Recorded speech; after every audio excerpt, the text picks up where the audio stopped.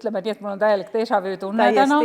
Alati sinuga juhtub sama asi, ma ei tea, miks. Siis on äkki kotermann või viga minus, et Grete, sa oled üks naine minu elus, mulle nagu meenub, et mulle tundub, et sa oled ainus naine, kes on mind 2 korda elus pannud muretsema enda pärast just nimelt sel moel, et kas ta üldse kohale jõuab. Meie tutvus ulatub 4 aastat tagasi, suvel hakkasin ma korraldama Grete ettekannet Eesti avaliku teenistuse tippjuhtide konverentsil, mis toimus oktoobrikuus Narvas.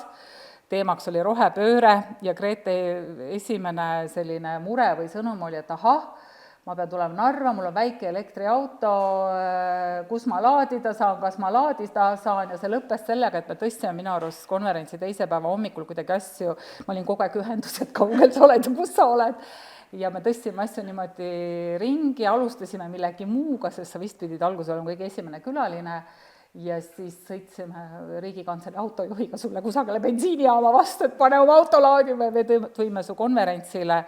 Nüüd oli enam-vähem see sama lugu. Ja auto on sama. Väga hästi on vastu pidanud. Aga see näitab sinu sellist järjekindlust ja tõelist keskkonnahoidu. Et räägi üldse, kuidas keskkonnateadlikkus, keskkonnahoid, keskkonnapsühholoogia on sinu ellu tulnud ja miks sa oled keskkonnapsühholoog? Ja võib-olla nagu see elektriautoga sõitmise taust, et tõepoolest see võib tunduda õudselt imelik eluviis, et kus ma saan laadida hasart, aga et samal ajal on nii kummaline nagu arusaam, et ma ei läheks iial tagasi. Kui ei ole suurt sundust, et oletame, et elektriautod kaovad ära näiteks või midagi sellist, aga siis võib-olla kaovad kõik autod ära, et ma ei kujuta ette, et ma läheks tagasi bensiiniautole, et midagi on selles ikkagi nii palju mõnus, et ma ei tea, kes teist sõidab elektriauto täiselektrilisega. Ei saa võrrelda, aga hoolimata sellest, et tegemist on hästi odava ja hästi pisikese ja nüüd ka vana autoga, mis oli salongi näidisauto, mis oli juustuks sõidetud enne, kui ma selle ära, seetõttu ma sain ta üldse osta endale.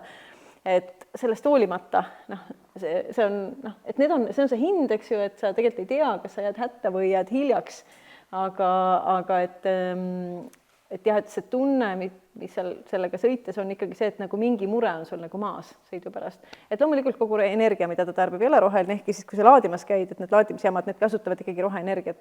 Aga jah, et keskkonnapsühholoogia on võib-olla selline valdkond, millest teatakse hästi vähe ja Eestis on olnud nagu kunagi nõukogude aja, võib-olla siis lõpu viimasel kümnendil üsna suur keskkonnapsühholoogia selline rühmitus või grupp, kes tegeles teatud teemadega, Toomas Niit ja Mati Heidmets ja kes seal kõik olid. Ja kuna seda loeti minu ülikoolis, siis see hakkas mind kohutavalt huvitama, et selline asi on olemas, vaata kui põnev, mis uurib seda, et milline on tegelikult inimese interaktsioon või selline transaktsioonid keskkonnaga, ümbritseva keskkonnaga, nii ehitatud keskkonnaga ja me räägime siis mitte sellest keskkonnast, mida loovad teised inimesed, vaid sellest, mida loovad ruumid. Ja võib-olla siis ka mingisugused sotsiaalsed sellised praktikad seal ruumides, aga peamiselt ikkagi selline ehitatud keskkond, aga ka looduskeskkond ja tagurpidi ka. Keskkonnapsühholoogia minu jaoks huvitavam osa ei puuduta mitte sellist ruumilist mõju inimestele või tagurpidi mõju ka, vaid seda, et miks me oleme suutnud planeedi tuksi keerata ja kuidas teda siis tuksist lahti keerata. Et see on siis pärast võib-olla sellist, et kui 50-ndatel ilmus see Carsoni hääletu kevad ja kui hakati teadvustama keskkonnaprobleeme nagu mastaapselt, et siis sellel perioodil umbes tegelikult ta teadusharuna nagu tekkis, et hakati küsima inimkäitumise selliste aspektide kohta ja ta on rakendusvaldkond suuresti, et ta ei tee nagu selliseid alusuuringuid, vaid ikkagi üritab mõnes mõttes ülejäänud psühholoogiat nagu rakendada ühe konkreetset tüüpi probleemide lahenduseks. Ja kui me vaatame ringi, mis on keskkonnaga, siis eriti hästi ei ole läinud. Ja põnev on see, et veel mingid üldse mitte palju aastaid tagasi, kui keskkonnapsühholoogia üks Susan Clayton, kes on üks selline nagu juhtfiguure, küsis nagu psühholoogide käest, kõigi psühholoogide käest, Ameerika psühholoogide assotsiatsioonis, et mis te arvate, et kas psühholoogidele võiks kuidagi nagu see keskkonnateema nagu nende asi olla? Või et see, et inimeste käitumine ja see, kuidas läheb kliimaga ja elurikkuse ja kõigi teiste asjadega. Ja enamik psühholooge leidsid, et ei, see ei ole mitte kuidagi psühholoogide asi.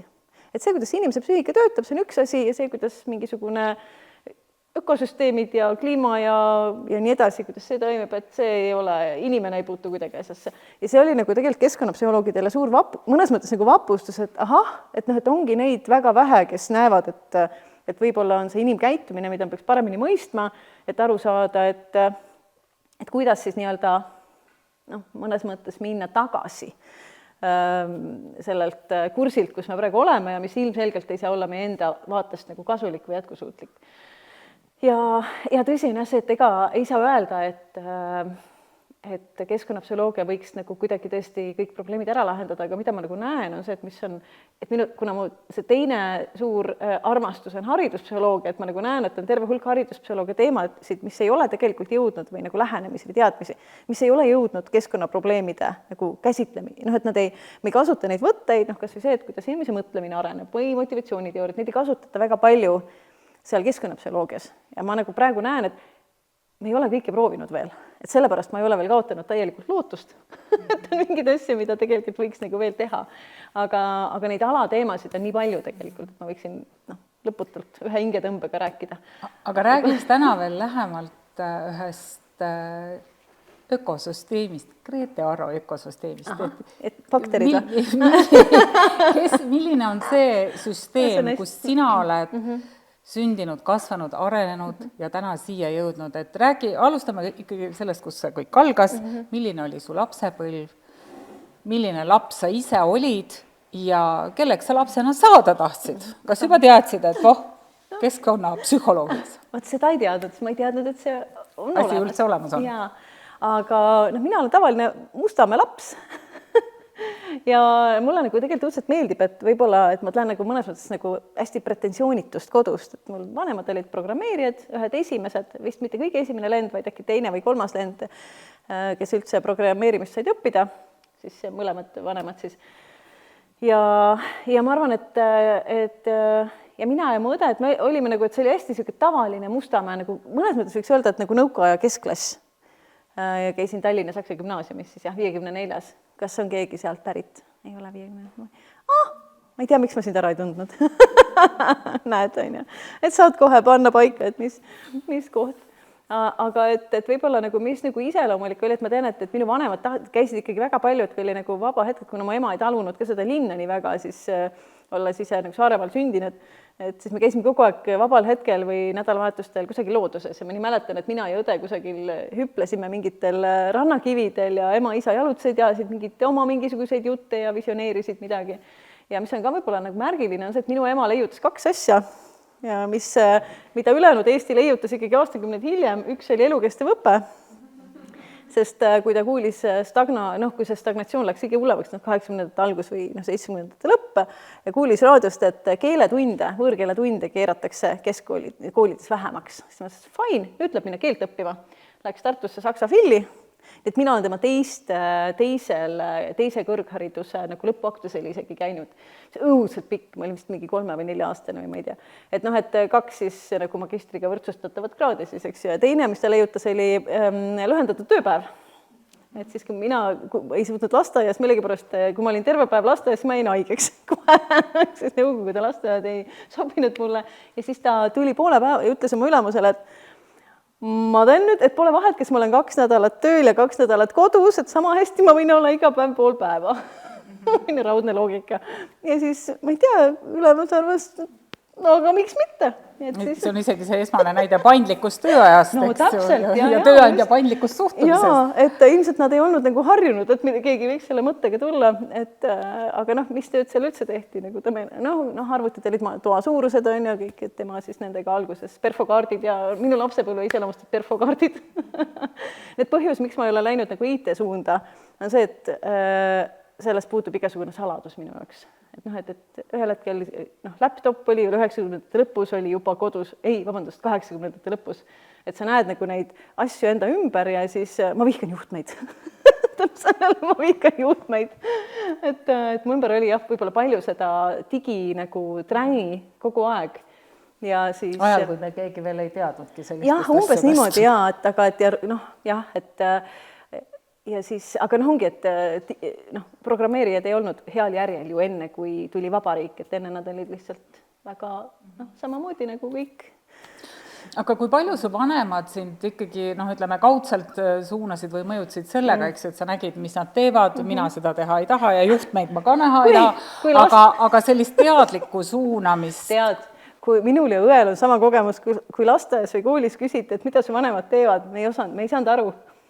Me ei osanud öelda, mis asi see on, sest sellist sõna ju tegelikult ei olnud, programmeerimine, see oli, liha- ja piimatööstuse mehhaniseeritud arvestus, ühesõnaga mingi selline, ma ei suuda seda taastada, ehk siis see ei olnud lastele arusaadav töö tegelikult, mis asja nad tegelikult teevad. Ja nemad õnneks, mis on nagu, ma arvan, minu vanemate puhul väga hea, on see, et nad ei suunanud, selles mõttes nad ei survestanud üheski suunas, et nad tegid seda kogemata või meelega, et nad ei surunud midagi peale, aga nad ilmselt näitasid eeskuju, kultuurihuvi ja loodushuvi ja sihuke loomulikult hull töö tegemine, mingis mõttes, või mitte selles mõttes, et kõplame siit silmapiirini ja tagasi. Ei, nagu see eestlaslikule natuurline omane. Ega Mustamäel neid peete selles mõttes ei olnud, aga võib-olla selline maakodu taastamine natuke ja niimoodi, aga et ja teine võib-olla siis isa poolt nagu tuli see, et kuna mu isa on sportlane, nad lisaks eluaeg tegi seda, teate, kas te oskate pakkuda, mis spordialaga mu isa tegeles? Päris hea pakkumine, aga mine natuke keera vinti peale. Kuidas? Kulturism ja tennis ka tegelikult ja et kui keegi teab, see Eesti vanim spordiklubi, tervisespordiklubi, kõik täna teavad, mis on jõusaal ja minu isa oli siis üks, neljakesi tegid selle Tartu maanteel oli Flexeri klubi, nemad selle tegid, vanainimesed teavad, on ju, et nagu see, ja ta ka ei surunud seda kunagi peale, mitte kunagi, aga me nagu nägime, et nagu mingi trenni tegemine oli nagu loomulik, õde oli kergejõustiklane, mina hakkasin, siis läksin nii pea, kui ma suutsin öelda ei kõikidele sõlekestele, et ma lähen nüüd ratsutama, siis sina tegelesin nagu ratsaspordiga natukene, aga et nagu võib-olla selline, täna me teame, et see on autonoomse motivatsiooni toetamine, kus nemad selle välja raalisid, et ei tea, aga et kunagi ei olnud nagu see, et meil nii, meil peab olema nii või et meie peres on kõik sellised või et seda nagu sellist subtiilset survet ei olnud kunagi või ei olnud kunagi nagu seda, et sa pole piisavalt vääriline või et nagu tegelikult on võimalik teha, et anda märku, et sa ei ole piisav, kui sul ei ole neid hindeid või et õnneks jah, vähemalt, et nad on nagu heas mõttes olnud, mitte nagu pohhuistid, kuidas seda nüüd ilusti öelda, vaid nagu nad võib-olla ei osanud nagu olla ärevil meie arengu pärast. Ja nad ilmselt lubasid ka igasuguseid selliseid, küll 90, küll mingi piibliring tuli vahepeal meil kuidagi õega peale ja läks jälle muidugi ära, nad ei öelnud sõnagi. Et nad ei suunanud, aga nad ka ei takistanud mingeid huvisid, mis võib-olla neile endal võisid nagu kummaliselt tunduda. Just, et nagu siuksed, et jah, või isegi kui takistasid, siis nii, et me ei saanud aru. Aga kas mingid reeglid või raamid teil kodus olid? No ükskord tuli muidugi, aga siis oli mina väga väike ja ma olin kaasajooksik ja tuli ikkagi tüli, kui sai vist paradiisi jõudnu loobitud teise korruse rõdult jalakäijate pihta. Siis tuli ikkagi tüli, aga need olid vist kas õde ja tema sõbrannad. Õde on hetkel kohtunik. Ta enam ei tee seda.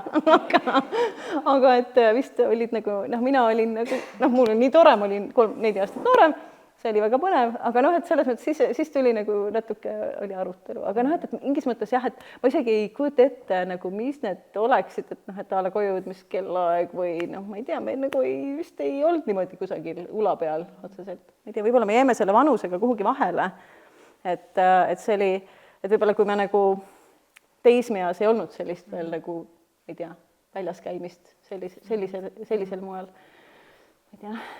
Aga kui sa nüüd meenutad oma lapsepõlve, kelleks sa saada tahtsid? Seda ma ei ole veel kuulnud, et teadsin maast madalast. No jaa, vaata, kõik, kes lähevad ratsutama, tahavad kõigepealt saada ratsatamistreeneriks, nagu minu treener, ma tahan ka saada, see läheb üle muidugi, aga et ma arvan, et seda psühholoogia huvi, kuna vanaisa on psühhiaater, tähendab, et siis kuidagi, võib-olla ka natuke mingit kirjandust, aga ja siis ma olin ka väga mina kukkusin raamatutesse umbes 7. eluaastal ja siis jäin ikkagi lugemissõltlaseks. Ja võib-olla sealt tuli natuke ka see psühholoogia huvi või nagu see inimese psüühika või mõtlemise nagu huvi ka. Ja ma arvan, et ma otsustasin 9. klassis, et ma tahaks psühholoogiat õppida. Ja siis ma hakkasin selles suunas liikuma Uurisin välja, mida selleks õieti vaja on ja mis see umbes on ja siis ma sain aru, mis see ei ole. Et seal on nagu hästi palju psühholoogia eriala kohta ikkagi levib võib-olla nagu selliseid pinnalisi nagu müüte või väärarusaam, et mis see on või mis see ei ole, et ikkagi psühholoogia ikkagi esmajoones on eksperimentaalpsühholoogia. Et ja noh, need uurimismeetodid, mida kasutatakse ja kõik, ja noh, mis on need uurimisküsimused üldse. Et ma sain võib-olla nagu sel ajal nagu natuke umbes aimu, loomulikult mitte ma ei saanud süvitsi aru, aga ma sain võib-olla aru, et see ei ole üheülbaline, et seal on, psühholoogias on ju ääretult palju suundi. Aga kas ma kuulan sind ja saan praegu aru, et sa juba mõtlesid nagu pigem sellise teaduse tegemisele, mitte, et mulle tundub, et väga paljud, kes tahavad psühholoogiks saada, mõtlevad sellele, et istun, kuulan, patsient, klient on sohva peal pikali, eks ju, mina lihtsalt kuulan, noogutan, mõtlen, nõu ka ei anna, eks ju. Et see, mida sa praegu kirjeldasid, oli hoopis midagi muud.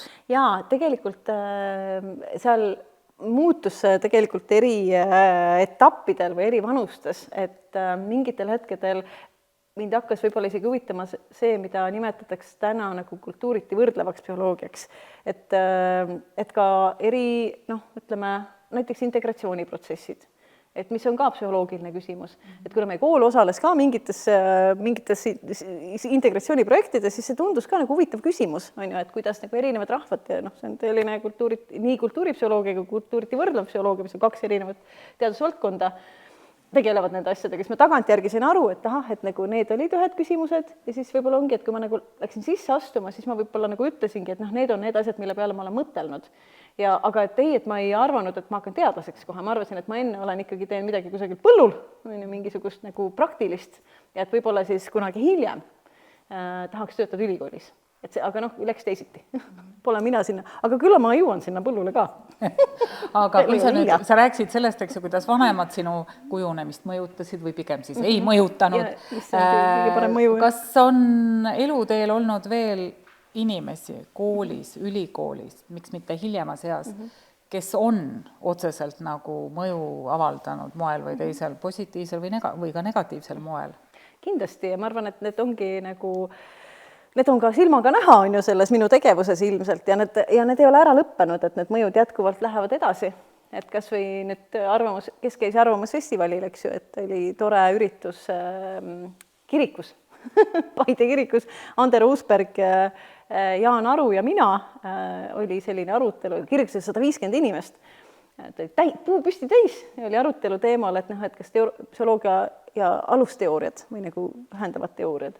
Et mõnes mõttes näiteks seesama nagu suhe ühelt poolt näiteks Anderu, kes on mu hea sõber, on ju, et temaga me oleme hästi pikka aega tegelikult neid asju arutanud, on ju, või psühholoogia teemasid. Ja ka seda, et kust erinevatest tähtepunktidest me tuleme, siis oma ülikoolis, seda Toomas Niitu ma tegelikult mainisin, kes minust olnud üsna alahinnatud teadlasena mõnes mõttes. Ja tema nagu need püsti pandud suunad on nagu üks suund, märkamatu, ja siis muidugi kõik, kes teavad, kes on Aaro Toomela ja Eve Kikas, eks sealt tuleb see mõtlemise arengu uurimine, et mis ikkagi jätkuvalt täna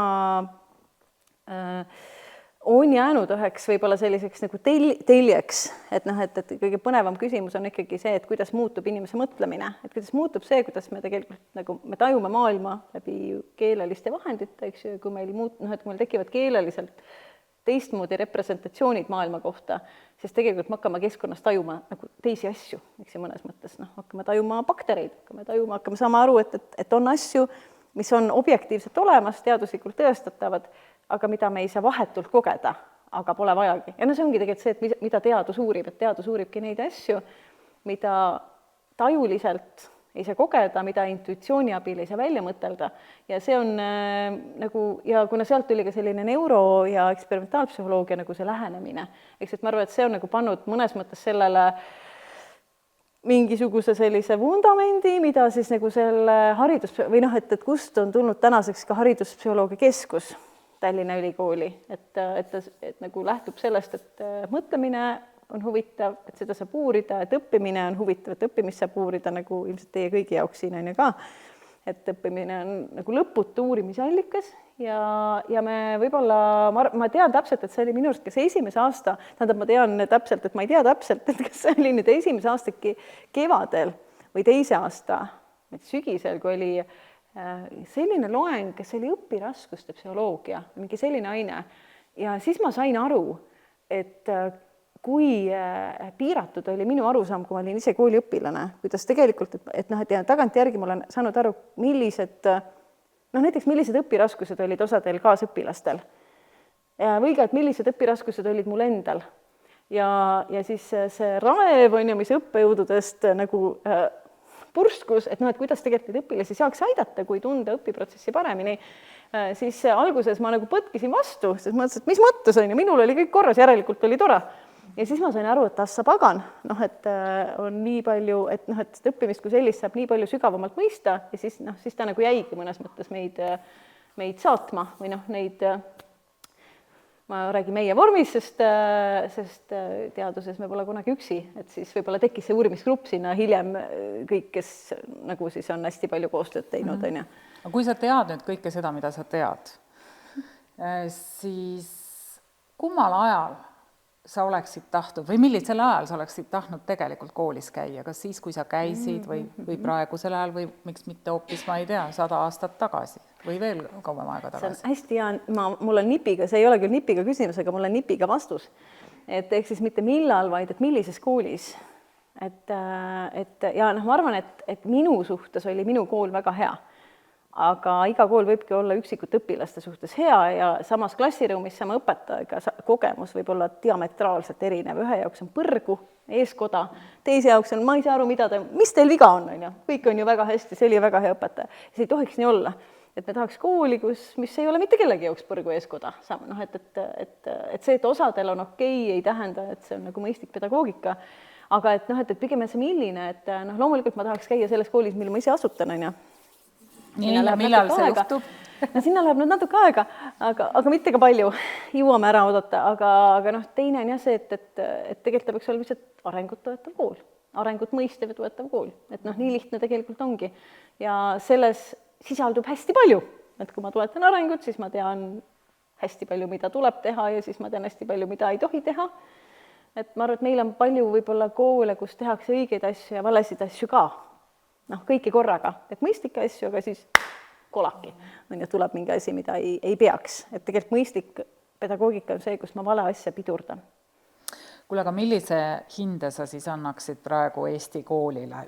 Ma saan aru, et ma küsin praegu, ma arvan, ei ole olemas sellist asja nagu Eesti kool, aga kui sa nüüd üritad ikkagi üldistada siis seda Eesti, ma ei tea, haridussüsteemi või et kui see, millest sa unistad ja võib-olla tahad ise luua, on selline ideaal, ütleme 10 punkti 10, ma ei räägi 5 pallisüsteemi hindamisest, siis mis seisus me praegu oleme? Ja ma olen päris kindel, et kui mina asutan kooli, siis ei ole 10, vaid ta on protsess, ta on arengus, igal koolil on jamad, iga kool tähendab, alati see on raske kõikide jaoks teha, lihtsalt küsimus on jah selles, et mis on need lähtealused, kuidas me midagi teeme, kuidas me lahendame. Jamasid on igal pool alati. Et siis seda ideaali tegelikult ei ole ju nagu võib-olla olemas, aga võta, see hinne on ju keskmine justkui on ja ma arvan, et keskmine ei ole ju statistiliselt, ei ole põnev on ju dispersioon. Et küsimus, et mis on dispersioon, mis on hajuvus, et mis on see jaotuse pikkus on ju, et kas kõik tulemused koonduvad, kas Eesti koolid on hästi sarnased, hästi keskmised, ühes otsas, kas nad on hästi keskmised, kas nad on hästi halvad kõik koos, kas nad on hästi head kõik koos, et ma arvan, et see häda on selles, et nad on, et mitte häda või et tegelikult on see dispersioon on ikkagi suur, et meil on koole, mis on omadega hädas, aga ma arvan, et need ei ole nagu kõik koolid, ma arvan, et on koole, mis on hädas mõnede asjadega, aga teevad palju asju väga hästi. Ma arvan, et meil on koole, mis teevad kõike väga hästi või enamikke asju väga hästi ja on mõnes kohas hädas. Või tõesti mõne õpetaja, mõne õpilase, mõne ressursiga on ju, mida ei suudeta. Mul on siin sõber, ma terve päev võidelnud kärbsega, mul oli autos kärbes, kes sõitis kogu Eestis kogu aeg. See on see sama kärbes. Tuligi sulle kaasa. See on kärbes Jaak, ma arvan. Aga et on kohti, kus ei tohiks olla normaaljaotust. Näiteks ei tohiks olla normaaljaotust nagu perearsti juures käies, nagu, et on nagu normaaljaotus, et lähed perearsti juurde, kas tuled eluga tagasi või ei. on ju, et me nagu eeldame või näiteks kas või elussünnid on ju, me ei taha normaaljaotust elussündide mõttes on ju, et ei, 100% on ju, või et liiklus on ju, et lähen koju, 50-60 jõuan koju autoga, eks. Et haridus on ka niisugune, et siin ei tohiks olla nagu normaaljaotust, vaid peaks olema niimoodi, et meil on nagu, me püüdleme kõik parimat ja loomulikult läheb asju halvasti ja on õpimomente ja on see, et me tegelikult ei oska või on mingisugune üle jõu käiv probleem või et parimadki meist nagu panevad puusse või siis, et me oleme saanud valesti aru millestki, mis teadus tuleb, ütleb, et nüüd on hoopis teistmoodi, sest teadus kogu aeg tuleb ja ütleb, et see, mis sa eelmine aasta rääkisid ja täitsa jah, et jah. Ja nii peabki olema. Väga osavalt nii-öelda... Ei pannud hinnet. Ei pannud hinnet, just nimelt, ma mõtlesin, et kuidas... Hinde panemise me keelame ära Eesti koolis. Ma tean, et sulle see... Mitte ma ei saa öelda, et hinnete panemine ei meeldi, aga ütleme siis, mis sul selle hinnete panemise vastu on? Hakkame rääkima hinnetest. Ja räägime hinnetest, ärme räägi hindamisest. Hindamine on väga kasulik, hinnete panemine ei ole kasulik, grading või siis assessment. Et numbriline eristav hindamine on, uuringud ütlevad, et tal on nagu vähemalt 4 valdkonda, kus ta last kahjustab, ta kahjustab õppimist. Ehk siis see, kui õpitakse hinde pärast, õpitakse strateegiliselt teistmoodi kui siis, kui õpitakse ilma hindeta. See õppimise sügavus on teistsugune tegelikult ja see, millele pööratakse tähelepanu. Teiseks ta kahjustab loomulikult kõige enam, ta kahjustab motivatsiooni, sest ta on nagu, hinne on kõige selgem kontrollitud motivatsiooni instrument, mis meil on ja see teeb laialdast kurja, laialdast, on ju. Et nii vaimse tervise osas mõjutab selle, ühesõnaga ta kahjustab õppimist, ta igal juhul kahjustab seda. Ma ei tea, miks me seda teeme. Hinnete panemisel, kusjuures, ei ole ühtegi teaduspõhist alust, mitte ühtegi. Teate, millal, enne kui ma ütlen, et 2 ülejäänud asja ka, teate, millal hakati Eesti aladel panema hindeid ja kust see praktika pärit on? Tsaari-Venemaa, jaa. Tsaari-Venemaalt on see pärit, veel vanem on siis jesuiidid avastasid, kuna peksta on ju väsitav, et siis sama vastik, aga pole peks, ei pea ennast väsitama, on hinde panemine. Ja nad said vist ise ka siis aru, et see ei ole hea psüühikale, aga see on väga õel. See töötab kuradi hästi, see on kahjustav, aga see töötab. Et jesuiidid panid ka hindeid, ja siis on ka see, et see klassipaigutus. Einar Väre on üks inimene, kes kirjutas põhjaliku analüüsi sellest Eesti hindamisest Eesti ajaloos ja hindamiskäsitlustest ja siis tema käsitluses on üks tore selline nüanss, et esimese vabariigi ajal nagu selgelt öeldi välja, et nii ja nii palju enesetappe noorte hulgas otseselt hinnete pärast. Tänapäeval võtame ei ütle seda niimoodi välja, aga noorte vaimse tervise probleemid on ka seotud ikkagi kooliga ja ka hinnetega. Nii, üks põhjus oli õppimist kahjustab, teine motivatsiooni. Ta kahjustab sellist ennast juhtivust ja eneseanalüüsi võimet või enda hindamise võimet, see, et kuidas mul läheb, et seda ma nagu väga ei tee ja ta kahjustab ka seda, et kui väga ma tahan olla elukestev õppija tegelikult, et kas ma jään õppimise külge või õppimine on mingi asi, mis oli see vastik asi seal koolis ja ta kahjustab suhteid kõigi vahel, õpilase-õpetaja suhteid, ilmselgelt õpilaste omavahelisi suhteid. Ta lõhub seotust, et ta on puhas kontrollitud motivatsiooni võte, teadus ütleb, et ta on halb, ja ongi, et me oleme Kati Ausiga siis aasta aega, terve eelmise aasta nagu märatsenud koos haridusministeeriumiga, kes on olnud nii julge, ja tõesti kiidan ministeeriumit selle julguse eest, et märatseda selle teema ümber, lugeda teadusartikleid koos koolide esindajatega, koolidega ja aineliitudega ja enamik sellest kambast on olnud nõus, et tavai teeme ära, et läheme edasi Eestis niimoodi, et kool ei pea panema hindeid, kui ta teha. Me ei saa päris niimoodi kohe, minu unistus on see, et me ei panegi. Aga ilmselt sinna nagu nii ruttu ei jõua, aga vähemalt koolidel on nagu suurem võimalus üldse mitte panna, sest mis need vastuargumendid on see, et ühel hetkel peab hinne lubama valikufunktsiooni, et ühesõnaga haridusfunktsioon on tal 0, õppimist ta ei toeta. Aga ühel hetkel ütleb keegi, et aga me peame aru saama, kes on terad, kes on sõklad, eks ju. Põhikooli lõpus tegelikult võib-olla väga ei pea, isegi nii väga, et kui me mõtleksime, et meil oleks hinded hoopis pass and fail, et meil võiks olla ka arvestatud ja mitte arvestatud. See kahjustaks palju vähem tegelikult. Ja kas me tohime üldse teha nii, et laps põhikooli lõpuks ei oska midagi? Et ta peaks nagu saama kõiges olulises ikkagi sinna, et ta saab minna edasi oma hariduses. Ükskõik kuhu ta läheb, ta peab saama edasi, et meil ei ole nagu põhjust seal järjestada.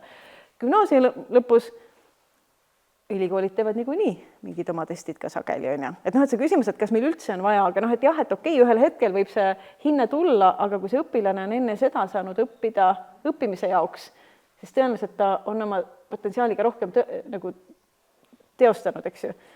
Ja noh, et ühesõnaga, et nagu üldised soovitused on jah, teaduskirjanduses, et hinnake nii harva kui võimalik, nii vähe kui võimalik, nii hilja kui võimalik.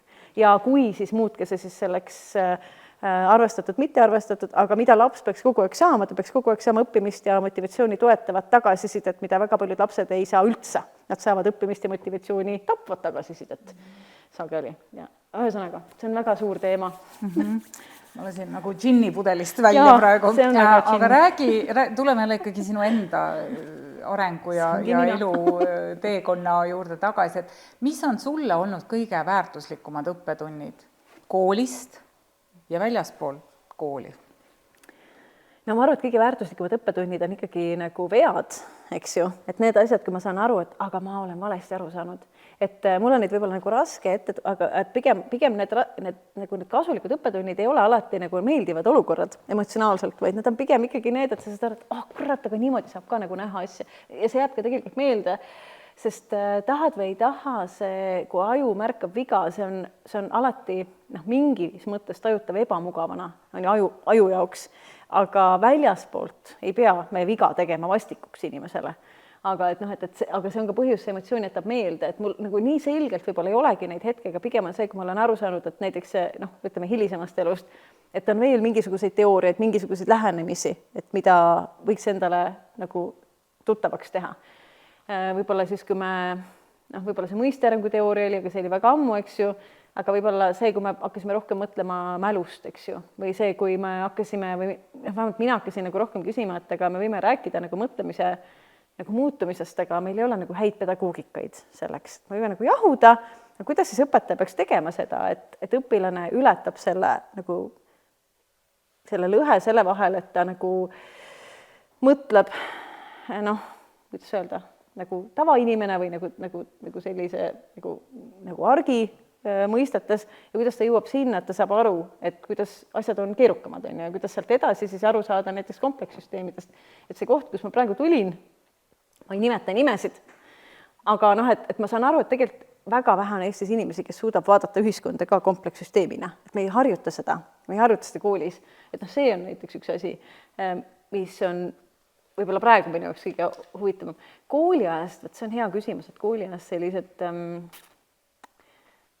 pean isegi ei tule nagu sellist, võib-olla ei tule nagu sellist vaevalt sa nagu lapsena ise suutsid mõelda, et nüüd läks nässu, see on mulle õppetund ja vot siit ma võtan selle kaasa. Mis sulle kooliajast oli nagu selline, ma ei tea, tekitas eduelamuse või ahaa momendi või? No siis, kui ma õpetajaid õpetasin, aga ei, kooli ajal oli häda, ma mäletan selgelt, et Räägi sellest. Ja ma mäletan selgelt, et näiteks kirjanduse tunnis ühel hetkel oli nii, et nagu me teame, et kui seal tekib juba selline dialoog, kus enam ei ole enam seda hierarhiat, eks ju, aga ma tean, et kui ma tagantjärgi mõtlen, et siis minu kui mina saaks tagasi minna ja nagu nooremale endale öelda midagi õppimise kohta, siis ma ütleks seda, et nendes ainetes, kus kohe ei tule, see on kõige magusam hetk, et pusi edasi. Et mina olin ka see, et ükski aine ei olnud nagu lõputult raske, aga mul oli tunne, et kui ma kohe seda ise välja ei mõtle, vahet pole, keegi seletab mulle ära. Et ma ei teadnud seda, et see hetk, kus sa midagi ei oska, on vaja ikkagi proovida nagu täie rauaga ikkagi ise seda läbi pusida. Seda ma ei teadnud. Ja see oleks mind aidanud, kui ma oleks seda teadnud. Väga palju. Kas see on üks mõte, mille me siin, kellel on lapsed, kes käivad koolis, võiksime kaasa võtta ja kogegu öelda, tead, et üks tähtis hariduspsühholoog ütles. Ta ütles seda iseenda noorele versioonile. Aga me kõik teame, et lapsi on erinevaid, aga osad lapsed päriselt tahavad iseenda arengut toetada, nad päriselt tahavad. Osad võib-olla teevad näod, mind ei huvita. Nemad kuulavad sind niikuinii ka, nad ei ütle sulle, et nad kuulavad. Aga osad tegelikult päriselt tahavad paremaks ja vaata, me jõuame mõlemani eri viisidel.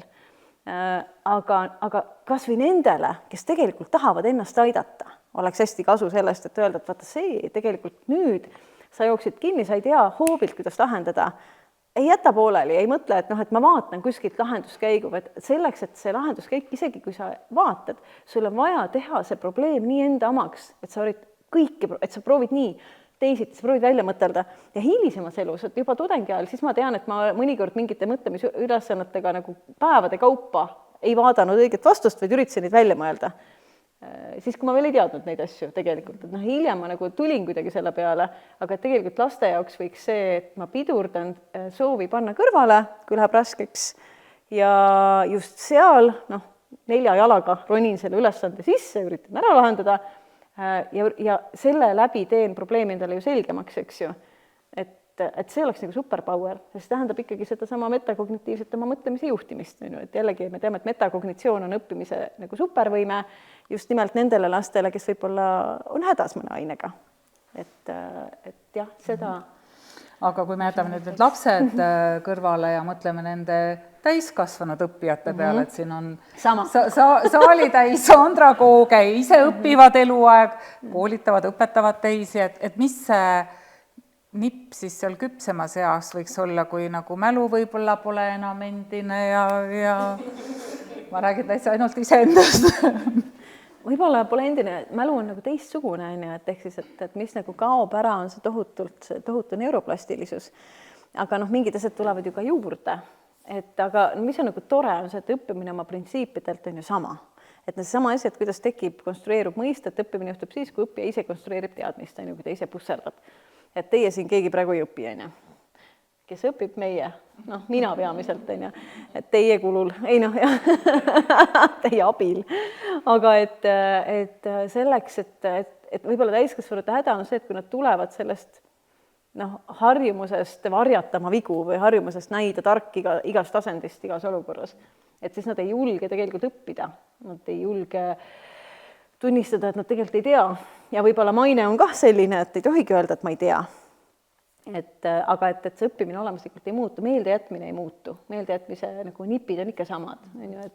Aga seal jällegi mäluteadus ise muutub, et see, mida me teame mälu kohta, et tegelikult meil on kogu aeg vaja rekonstrueerida, kogu aeg uuesti ise ehitada, ise püsida, ise tuletada, ise lahendada, ise, et selles valguses, et miks me oleme Jaan Aru ja teistega seal tiihüppes hoiame seda laviini tagasi, et meie see sõnum, et võib-olla nagu meil on nagu hea meel, et nüüd oleme meie, sest päris, kui see asi algas veebruaris, jaanuaris, siis läks ikka tükk aega, et ärimeestele seda mõtet viia ja teistele, kes selle ümber olid, et kui me anname lihtsalt lastele litsentsid, mille puhul nad teevad sama rumalust aga steroididel, mida praegu, ehk siis lasevad enda eest ära mõtelda, ära analüüsida, ära esseid kirjutada, et me läheme hästi kiiresti käime alla. Me oleme hästi kiiresti kaotame nende, raiskame ära laste aja, nad on justkui formaalselt koolis, nad raiskavad aega,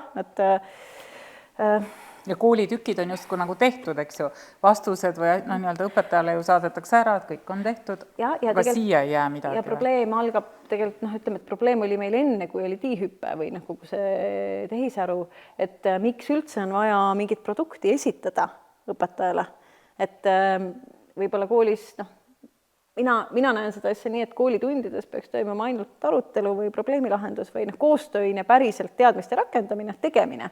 Et me lihtsalt ei istu, ei räägi, lennuk lendab, on ju, ma mõtlen, kuidas saada piloodist, siis me räägime pilooditööst, vaid et me päriselt läheme lennukis hakkame lendama. Et selleks, et näidata, et ma oskan lennata, ma ikkagi hakkan seda katsetama simulaatoris näiteks. Et koolis nad võiksid kõik ikkagi rakendada kogu aeg teadmisi ja teha neid kõige kõrgemaid operatsioone ja kodus nad võiksid selleks ennast koos targa tehisaruga ette valmistada, ilma et nad peaksid esitama kellelegi midagi, mida siis keegi vaaseke peaks lugema.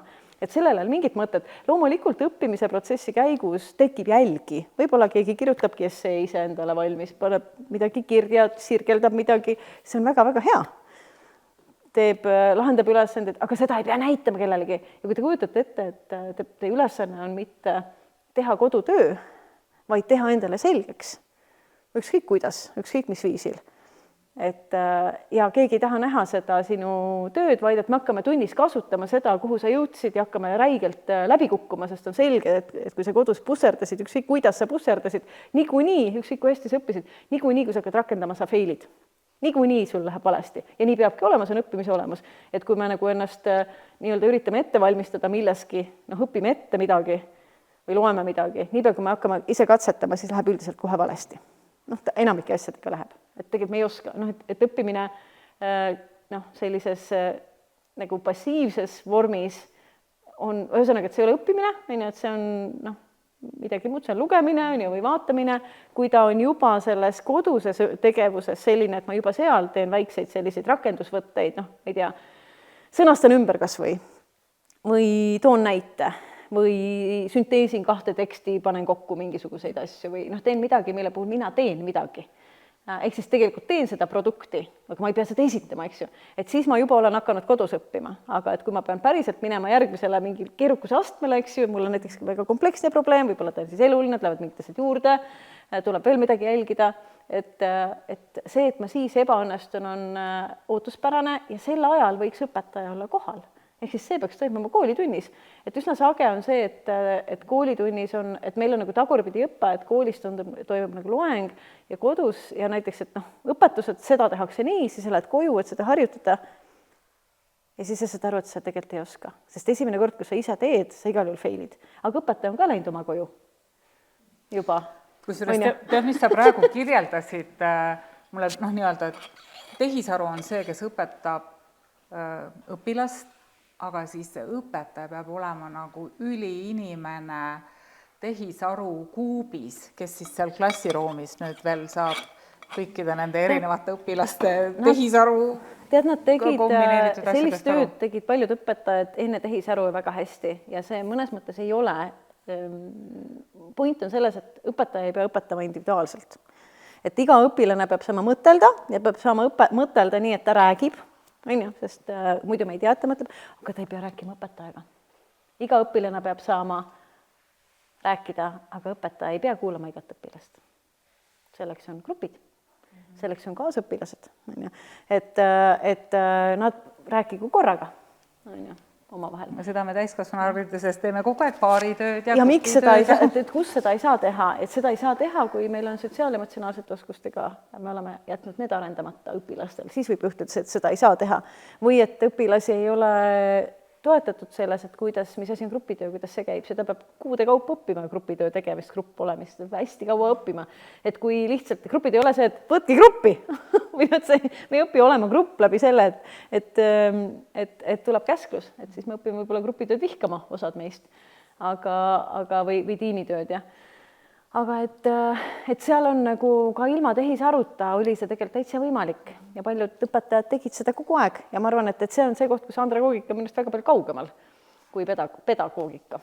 Et ma arvan, et need asjad, mida te teete ilmselt väga palju, minu enda elu parim õpikogemus oli tegelikult andragoogika ajal. Räägime sellest ka. Jaa, muidugi. Saate, Taive Saart tunnete või?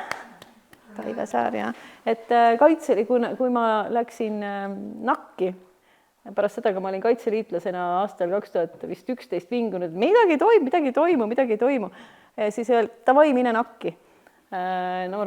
Nooremal ohvitseri kursus, et said, mis tahtsid. Ja siis Taive Saar oli vist juhtimine praktikas või instruktori kursus, mingid esimesed nooremal ohvitseri kursuse need moodulid, et tema seal õpetas või terve punt oli seal. Ja see oli väga hea, see oli pedagoogiliselt ülihea, mis nad tegid. Ja nad tegid täpselt seda, et siin ei ole nalja, et ma mitte istu ja ei lobise, vaid et sa kogu aeg teed seda, mida on vaja teha. Et sa teed kogu aeg kognitiivselt seda protsessi läbi, mida on päriselt tarbis. Ja seda on tegelikult, seda vajab õpetaja koolitus palju rohkem. Selles mõttes ka samasugust lähenemist. Kuule, aga mõtleme siis selle peale, et me oleme nüüd natuke kritiseerinud hinnete panemist ja muid võib-olla arengukohti välja toonud, aga mis tänases Eesti koolis on või Eesti haridussüsteemis on hästi? Ja ärme räägi nendest PISA tulemustest. Ilmselt ei olekski selle peale tulnud. Väga hea, mina tulin. Mina arvan, et Eesti koolis on esiteks mina arvan, et absoluutselt kõik õpetajad tahavad lastele head. Võib-olla see alati ei tundu nii, aga ma arvan, et kõik õpetajad tahavad head. Ja ma arvan, et et õpetaja nõudse surve all, aga sellest hoolimata ta tegelikult tahab kogu aeg paremaks saada. Minu arust see on väga hea, et ma arvan, et meil on tohutu potentsiaal või tohutu nagu ressurss nende inimeste näol ja mul on tunne, et, et meil on nii palju nagu juba neid struktuurseid asju, mida saaks nagu teistmoodi teha, et õpetaja saaks keskenduda põhiprotsessile. Et seal on, et ime, et ta ei ole veel pooleks läinud, eks ju. Aga et tõsi on see, et need probleeme ei lahenda ära, kui ei tegeleta paljude osaoskustega, et see ressurss nende õpetajate näol on ja siis see, et ma arvan, et Eesti kool on ikkagi paindlik. Hästi palju öeldakse sellist imelikku lauset, et Eesti kool on hästi autonoomne. Ei, Eesti kool on hüljatud. Üksijäetus ei ole autonoomia, et ma arvan, et Eesti kool on väga sageli või õpetaja siis jah, on jäetud probleemidega üksi, vaata ise, kuidas saad, et see ei ole autonoomia. Autonoomia on see, et iga asi, mida ma teen, on mõtestatud, ehk siis ma tean, et kuidas, ühesõnaga, et mul on näiteks mingisugune ülesanne, mille ma olen ise võtnud, täpselt selle suuruse, mida ma jaksan ja ma tean, kuidas seda teha ja ma tean, kes mind aitab, on ju, ma tean, et ma saan sellega hakkama, on ju, et see oleks autonoomia. Et see, et vaata ise, kuidas saad, ei ole autonoomia, see on mingi muu asi, aga autonoomia see ei ole. Jõudsime jälle selleni, mis ei ole nagu hästi. Ja ausalt halvasti on see jah, aga et jaa. Minu sellest on juba täitsa küll ju. Aga no vaata, tegelikult seni me ei saa nagu istuda loorberi padjal, et kui ikkagi, kui noorte vaimne tervis on seal, kus ta on. Et see on nagu meie kõigi, see on täiskasvanud asi, eks ju. Et see kool ei tohiks, kool ei tohiks olla koht, mis kahjustab õpilasi. Et millegipärast me oleme sinna nagu jõudnud ühiste pingutustega. Et ei kahjusta kõiki, aga tegelikult ei tohiks kahjustada kedagi. Sa kuidagi ilusasti mainisid, vaata, et mis on koolis hästi, et õpetajad kõik soovivad õpilastele head, et ma tahaks loota ka, et koolis töötavad missiooniga inimesed. Kas sina oled nagu määratlenud või sõnastanud, et mis on sinu missioon siin elus? No vot, see on nagu, te olete Goldsfortit lugenud kõik, on ju? Ma ei mäleta, kus Goldsforti kirjutas, et mis on nagu selle, tema rääkis nagu parlamendisaadikutest, et mis on nende roll, et nende roll on loomulikult olla rahva kõige alandlikum teener tegelikult. Ja mina näen ka, et teaduse asi on mõnes mõttes olla see, et kes nagu teenib ühiskonda ja küsib, et mida ma saan ühiskonna heaks teha. Ja mõnes mõttes õpetajate roll on ka või õppejõudude roll on see, et mida ma saan ühiskonna heaks teha, kuidas ma saan panustada. Ja ma olen leidnud selle niši, et kui ma ei teeks seda, ilmselt ma teeks mingis muus kohas seda. Aga et see on võib-olla see, et laiemas plaanis, et miks et mu vanemad on olnud ju niipea kui õnnestus, muutusid nad ju ettevõtjateks, eks ju. Ja ma väga selgelt sain aru, et ettevõtja panustab küll ühiskondaga teises mõttes, et tal on nagu teistsugune eesmärk. Aga et mina nagu nägin, et ma tahaks nagu teisel moel, mingil teisel moel, aga et see eesmärk on ikkagi olla see rahvateener mõnes mõttes. See kõlab hästi imelikult, sest me ei räägi niimoodi. Me ei räägi üldse Eestis võib-olla nii palju selles keeles, et mida mina saan anda. Et kuidas mina saan toetada, et ühiskond oleks mõnusam ja tervem ja turvalisem ja parem koht või maailm laiemalt. Ja ma ei õpeta seda võib-olla nii palju ka lastele, me räägime rohkem edukus ja et kuidas sa saad, ühesõnaga, et me nagu praimime või nagu eelhäälestame neid saama. Tegelikult me peaks et mida sina riigi heaks teinud oled. Ja vaata, mul tuli meelde, kuna Arvamusfestivalil keegi jälle mainis sellist lauset, et on hästi jube, kui öeldakse õpetaja on teenindaja. Ma ei tea, kes ja kus on kunagi seda öelnud, et ma pole seda ise kuulnud, aga et kindlasti õpetaja ei ole teenindaja, aga õpetaja ta on ka teenija. Ta on nagu tema eesmärk on teenida, hoida, kaitsta laste arengut. Ja ma toon paralleeli. Teate, kes on, et on olemas selline kultuur siin planeedil, kes on suutnud elada aasta vist juba tuhandeid, nii et nad ei ole oma keskkond ära lõhkunud, kes on siis oma selle ainuke nagu see on järjepidev kõrgtsivilisatsioon, kes on nagu alles, et otsesed järeltülijad, me teame, et hästi palju kõrgtsivilisatsioon on kadunud ära kuhugi, eks ju, ja siis on üks, kes ei ole, ja siis neil on nende võime hoida sellist ühiskonda, mis keskkonda ei kahjusta, on nagu selline, et nüüd käivad, nad õpetavad kõiki teisi ja meid siin ja igal pool maailmas ja Silicon Valley's ja Dubais ja käivad ja siis nende kultuuri iseloomustab ka see, et neil ei ole sõdu, nad ei sõdi, erinevalt siis meie kandist ja kogid, need on kogid, kes elavad siis Kolumbia, siis Sierra Nevada, Santa Marta mäestikus, mustavad tasagi siia maad tagasi. ja vaata nemad, kellena nemad ennast määratlevad, nemad ütlevad, et nemad on pandud siia maale, nüüd see läheb juba esoteeriliseks, on ju, aga noh, et nad näevad ennast kui hoidjad. Nemad peavad hoidma maad, nad peavad hoidma loodust, oma seda ökosüsteemi ja miks nad on sealt mäe otsast alla tulnud, on see, et nad saavad aru, et keskkonnaprobleemid jõuavad ka nendeni, et nad peavad tulema ja oma nooremaid vendi siis õpetama, et kuulge, te olete kõik nässu keeranud, hädad on juba meil ka.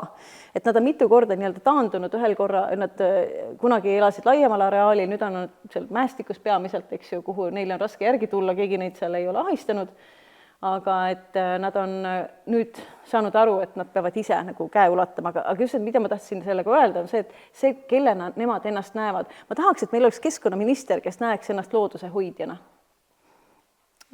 Et ja me võiks ka mõelda, et meie nagu kõik võiks inimesena ennast ju näha millegi hoidja või kaitsjana või teenijana, eks ju, et mida sina saad anda. Pealegi, see toob kaasa ju teatavasti parema vaimse tervise, subjektiivse rahulolu, autentsustunde, vitaalsuse, vähem narko-alkokäitumisi ja nii edasi. Et noh, et see, kui sa oled nagu selles rollis, et mida mina saan anda, on ju, siis sul on hea olla. Ja seda sa tõesti, seda andmist oled sa väga palju praktiseerinud, et sa ei ole selline teadlane või nii-öelda teadustöötajat, õpetan ainult oma tudengeid, sa ikka harid laiemat avalikkust. Mis see sult nõudnud on või mis see sult võtnud on? Iga õpetaja teab, see ei võta, see annab. Noh, see on nagu jagatud rõõm, on ju, teadmised ei ole piiratud ressurss.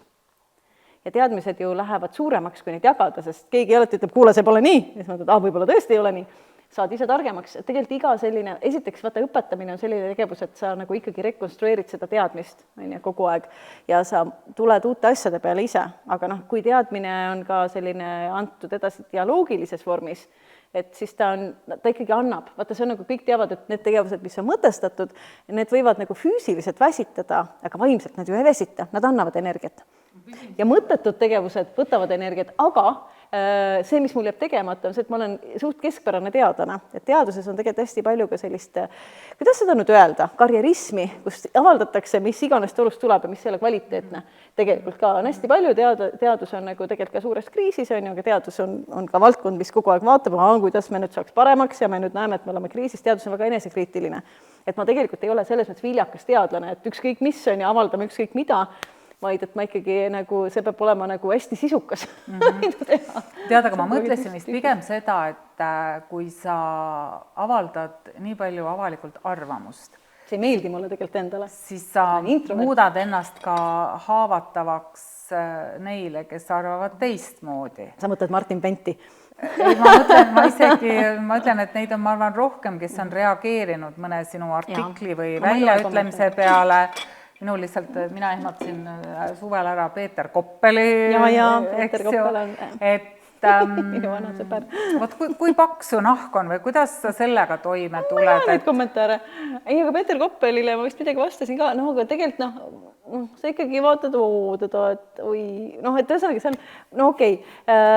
Tegelikult ma näen, et tema kuulub ka ju sellesse, tema vajab ka tuge. Tegelikult, tema on ka omadega ju jännis, aga teine asi on see, et ega ma ei tee seda, ongi, et see on kahjuks see kaasnähe, see avalikkus, et ma ei ole avalikkus, ma pole mitte kunagi ise ühtegi öelnud, et ma nüüd arvan kusagil midagi või kirjutan, mitte kunagi. Need on alati kutsed ja need on tegelikult rohkem, kui need tegelikult realiseerub. Et ma ise kunagi ei roni ühegi püüne peale, sest see ei ole mulle loomuomane. Ma lihtsalt kannatan selle välja. Ma olen õppinud selle välja kannatama ja see on nagu kaasnähe, et seal tuleb ka neid teistsuguseid arvamusi ja mõnes mõttes need on tänuväärsed kohad, kus aru saada, et miks ta niimoodi arvab või miks ta seda kuuleb või kust see tuleb. Ja mõnikord see ei ole väärt arutelu, miks keegi mõtleb teisel viisil, ja mõnikord see on nagu informatiivne tegelikult ju ka. Kas sa oled ise midagi sellistest olukordadest õppinud või oma, ma ei tea, seisukohti, arvamusi muutnud? Seisukohad või arvamused tuginevad, ongi, et meil on nagu pigem me tugineme sellele, mida ütlevad andmed, uurimused, et me ei tee nagu arvamuspõhiselt ju teadust ringi, aga et mis on nagu võib-olla see, kust ka need konfliktid tulevad, on see, et kui mingit teadmist levitada hästi pikka aega, siis ühel hetkel sõnumid lihtsustuvad. ja sa jätad ära nagu need pikad ümber tõenäosustikku, sa jätad, et tõenäosus, et selles grupis on miski parem, vaid sa ütled, jätad selle vahu sealt ära, kuna kogu aeg nõutakse seda lihtsustamist ja siis võib-olla tekivad nagu mõnes mõttes lihtsustatud sõnumid ja see on nagu see koht, kus sa saad aru, et okei, nüüd keegi kuulis midagi väga radikaalset või nagu kategoorilist. Ehkki sõnum ise ta on küll õige, on ju, et jah, niimoodi ongi parem kui naamoodi, on ju, aga võib-olla nagu see on see koht, kus öelda endale, et olgu, me peame ikkagi rääkima veel aeglasemalt ja panema nagu tagasi need sellised pooltoonid võib-olla rohkem. Millise oma senise, ma ei tea, saavutuse üle sa kõige rohkem uhkust tunned? Tead, ma ei mõtle tagasi. Ma ei mäleta mitte midagi. See on huvitav, eks, aga ma ei mõtle nagu, minu arust ma pole veel midagi saavutanud. Nii, aga kui sa mõtled, siis keerame siis teistpidi, mis sa tahad tulevikus veel saavutada, ära teha? Millise jälje sa tahad jätta? Kui tore. No need on vähemalt 3 asja, aga 2 neist on saladus. Aga me siin omade keskel, saladusi pole. Ja on küll, igasugu toredaid asju on tulemas. Oi, hoidke hobuseid. Et vaata, kindlasti peaks kooli tegema, on ja siis peaks... See oli 1 3. Ja siis peaks, mida ma nagu praegu mõtlen koos ühe oma doktorandiga või nagu, et tegelikult tahaks seda komplekssüsteemide mõistmist uurida rohkem, et see on nagu üks asi, mis on praegu hästi uurimata mõnes mõttes, et kuidas, et ma nagu näen nagu täis, vabandust, kui meil on hunnik vanu peere, istuvad koos, juhivad riiki, siis ma näen, et neil on nagu, et nemad ei ole kusagilt saanud komplekssüsteemid, ütleme sellist keerukate süsteemide ülemõtlemise harjutusi. Ma mõtlen, kui tore, kui me saaks selle koolidesse, et kui me tegelikult koolides survevabalt ja ilma ebameeldivusteta kogu aeg harjutaksime keerulistest asjadest mõtlemist nagu rohkem, kui me teeme seda täna. Sest kui mõtelda keerulistest asjadest, siis lihtsatest pead sa niikuinii õppima, sest need on selle keerulise asja komponendid, eks ju. Ja võib-olla nagu senised uurimused osutavad, et see on isegi võimalikum, kui me arvame, juba ka tegelikult põhikoolis õpetada teistel viisidel, mida rohkem oleme dialoogilised, et eks siis sellesuunaline selline praktiline uurimistöö ja võib-olla sellised nagu aeg selliste uurimisprojektide jaoks, mis siis tähendab ka loomulikult kogu seda muud teaduse, seda infrat sinna nagu ütleme, grante ja sellist nagu taotlemist ja kõike seda. See on võib-olla üks asi, mida kindlasti tahaks teha. Ja siis on veel üks asi, sellest ma ei räägi, aga võib-olla te sellest, kui ma sellega hakkan, ma ei saa sellest rääkida, sest äkki ma ei tee ära seda. See on jube häbi. Kui sa peaksid, kui sa vaatad ühelt poolt tagasi, eks ju, millised valikud sa oma elus oled teinud ja mõtled sellele, et tõenäoliselt täna on hoopis teistsugused valikud kui siis, kui sa neid valikuid tegid. Millise, ma ei tea, elukutse või kutsumuse sa tänasel päeval valiksid? See on hea küsimus. Tead, mille üle ma tunnen? Lõpuks tuli ka üks hea küsimus. ei, need kõik on väga... Tegelikult, milles mina tunnen, mina olin nagu selline, nagu, kuidas öelda, varateismeline ja teismeline ikkagi 90-ndatel, et minule ei pakkunud mitte keegi kuskil loodushariduse nagu huviringi. Ja ma nagu mõtlen, et kui oleks kusagil olnud, ma tean, et ma oleks läinud, oleks koolis olnud või kusagil, aga et nagu see ei tulnud mulle nagu ette, et olid nagu muud asjad, kas nagu muusika või tants, ühesõnaga mingid muud asjad, pluss siis lisaks sellele, mis ma ise valisin, aga et ma ei sattunud kusagil loodusharidusega kokku nagu koolivälisega. Ja ma tean, et sellest, mis koolis, mõnikord on nii, et see, mis koolis on, see jääb nagu ikkagi pinnapealseks, ta nagu jääb sinna ühte konteksti, sinna klassiruumi ja ta ei seostu muude asjadega. Ja mul on nagu kurb sellepärast, et ma ei saanud sellist loodusharidust. Ja ma arvan, et ma oleks entomoloog, sest ma ilmselt kukun varsti välja, aga ma olen bioloogia ja elustikukaitse bakaõppes Tartus. Aga ma kardan, et ma ei saa sellega hakkama seal ikkagi praegu. Aga et ma uurimissuunaks valisin tegelikult putukad, et teate, kuidas putukatel läheb, ma ei räägi sellest Jaagust siin. Jaagul on hästi, aga putukatel just ilmus üks artikkel, mis ütleb, et putukakollaps on ikkagi teel, on ju, et 1–2% väheneb aastas putukate hulk planeedil ja kaovad putukad, kaome ka meie kohe. Ja putukatest nagu räägita, et putukad on sellised nagu tüütused, aga me kõik ühesõnaga, see on ilgelt õõvastav ja nad kaovad kust, on ja nad kaovad looduskaitsealadest, kus ei ole, igalt poolt mujalt ka, aga ka sealt, kus ei ole mingit inimtegevust, sest kliimamuutus. kliimamuutus võtab meil putukad ära ja me oleme väga suures hädas siis. Nii et me võiks kõik rohkem mõelda putukatest. Tead, mina olen siin rõõmsalt vaadanud ka kogu aeg sinu kella ja hoidnud kinni, et tunnikene meie vestlust on nüüd kestnud ja nüüd on aeg ka kõikidel teistel oma head küsimused varrukast või paberilt välja võtta. Et mina praegu paneks suu kinni, annaks, näen, seal juba Riinal on näpp püsti. Mina küll. Endine Renvats ja Kaitseliidu kooli ülemõide aastatel 2007–2011. Alukooli juht või? Aga ma siis ei saa, me siis ei kohtunud, ma arvan, et mina olin 2012. Seekord ei käinud, ma olin haige või saanud tulla, aga ma tahtsin natuke korrigeerida praktilisi asjaolusid. Aive Saar on väga võimekas ja hea koolitaja, aga need mudelid iseenesest pärinevad tegelikult Taanist. Taani kaitseväe mudelid, mille alusel kaitstud koolis paljuski teatud koolitusi on tehtud. Nad on tõesti väga efektiivsed, et seal isegi väga palju oma koolitajad selleks, et asi töötab.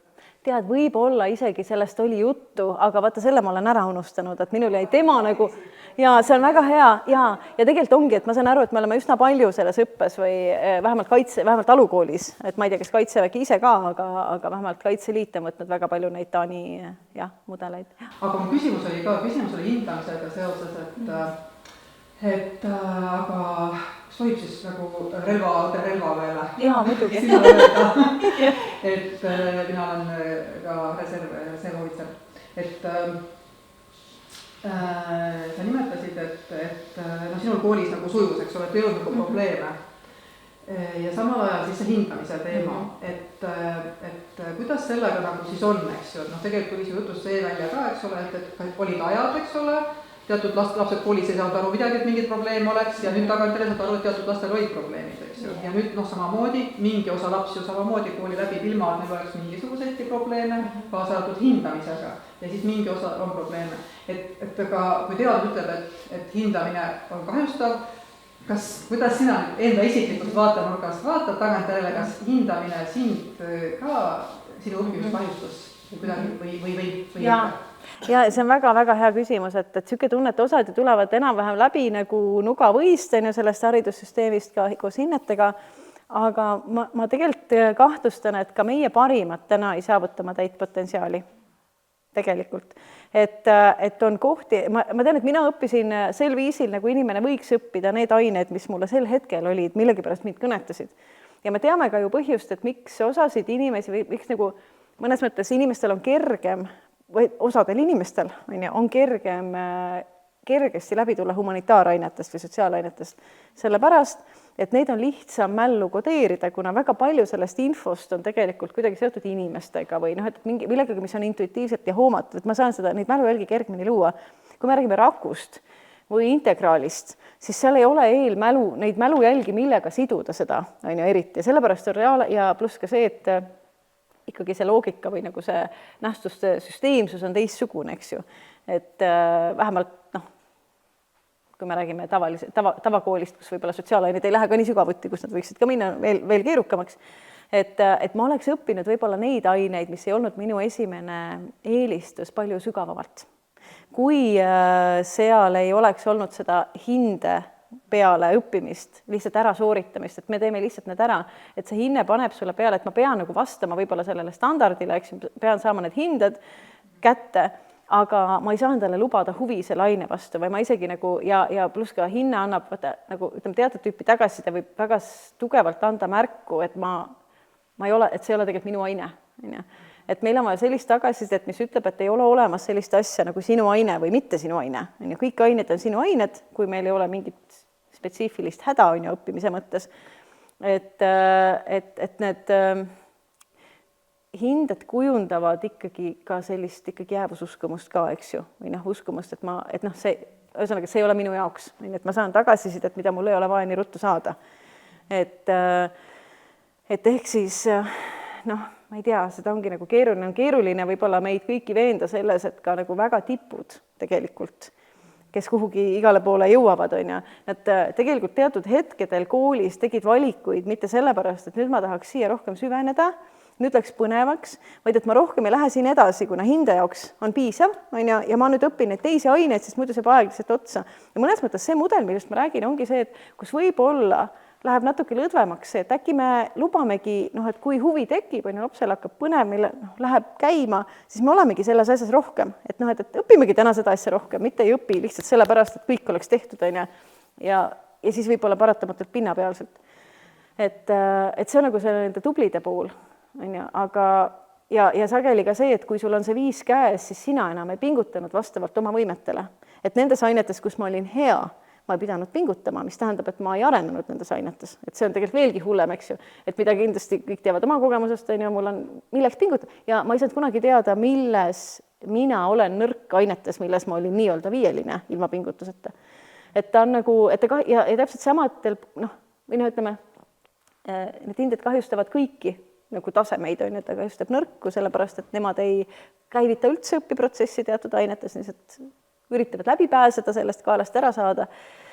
Ja ühesõnaga, see on, aga see on keeruline tegelikult, jah. Nii, ma näen juba ka 2 kätt. Grete, kas oled mõelnud poliitilise karjääri peale? Et ma vähemalt 2 ministri kohta näeksin, et keskkonna või siis haridus ja teadus, et miks sa ei ole? Ma olen mõelnud mitte minna. Kas sa oled mõelnud või otsustanud? Tegelikult on nii, et ma olen saanud otsustada küll, jah, et